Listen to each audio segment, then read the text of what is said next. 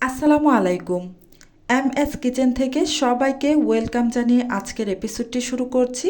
আমার আজকের এপিসোডে থাকছে বেগুন আর টমেটো দিয়ে ভীষণ মজার একটি ভর্তার রেসিপি। শীতকালীন সময়ে এই ভর্তাটি হলে ভাতের সাথে আর অন্য কিছুই লাগবে না। খেতে জাস্ট অসাধারণ এই রেসিপিটা। এই ভর্তা রেসিপিটা করার জন্য প্রথমেই চুলায় একটা প্যান বসিয়ে গরম করে এতে আমি বেশ কিছুটা সরিষার তেল দিয়ে দিলাম। এবার আমি এতে দিয়ে দিব আগে থেকেই কেটে ধুয়ে পরিষ্কার করে রাখা বেগুন। আমি এখানে এই বেগুনটাকে কেটে ধুয়ে তারপর সামান্য একটু লবণ মাখিয়ে তেলের মধ্যে দিয়ে দিলাম। এখন অপেক্ষা করব এই বেগুনের এক পাশ সিদ্ধ হওয়া পর্যন্ত, তাই ঢাকনা দিয়ে ঢেকে কিছুক্ষণ অপেক্ষা করছি। কিছুক্ষণ পর ঢাকনাটা খুলে নিচ্ছি। এবার একটু উল্টে দেব। বেগুনের এক পাশ সিদ্ধ হয়ে গিয়েছে।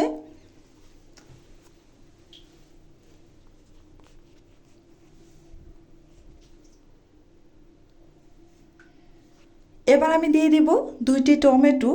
আমি এখানে 2টি টমেটো, এক একটা টমেটোকে 2 ফালি করে কেটে তারপর দিয়ে দিচ্ছি। আবারও ঢাকনা দিয়ে ঢেকে কিছুক্ষণ অপেক্ষা করব টমেটো আর বেগুন পুরোপুরি সিদ্ধ হওয়া পর্যন্ত।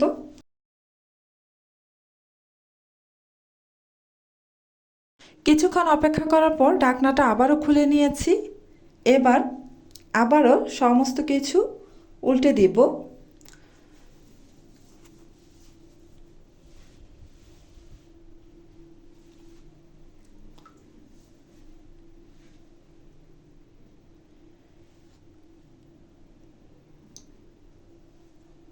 বেগুন আর টমেটো বেশ ভালোভাবে সিদ্ধ হয়ে গিয়েছে। এবার আমি এগুলোকে নামিয়ে নিব।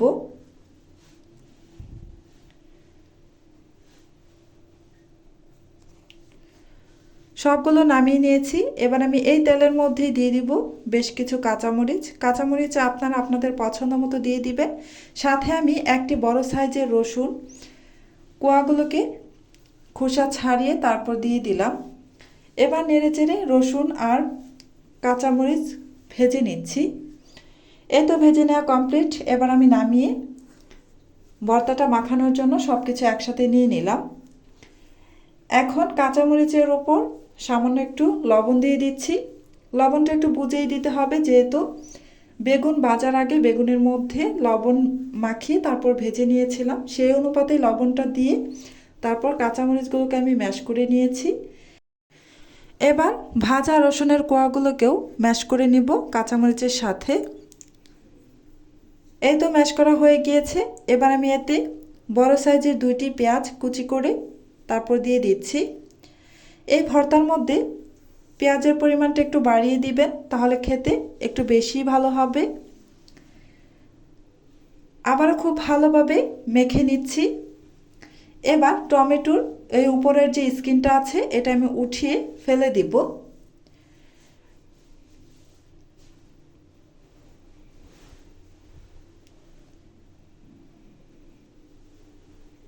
টমেটোর উপরের স্কিনটা আমি ফেলে দিয়েছি। এবার এই বেগুনের উপরের যে স্কিনটা আছে সেটাও আমি উঠিয়ে ফেলে দিব।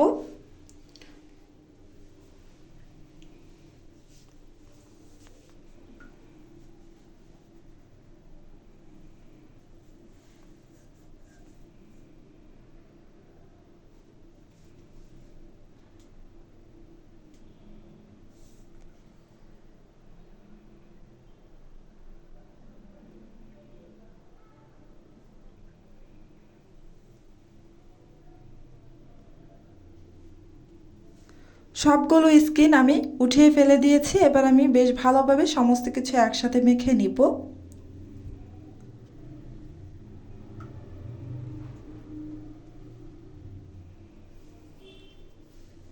ভালোভাবে মেখে নেওয়া হয়ে গিয়েছে। এবার আমি এতে কাঁচা সরিষার তেল দিয়ে দিব প্রায় 1 টেবিল চামচ পরিমাণ।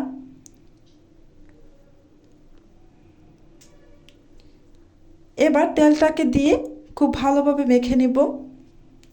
আমার ভর্তাটা মেখে নেওয়া কমপ্লিট।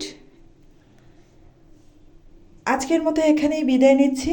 আপনারা অনেক বেশি ভালো থাকবেন, সুস্থ থাকবেন।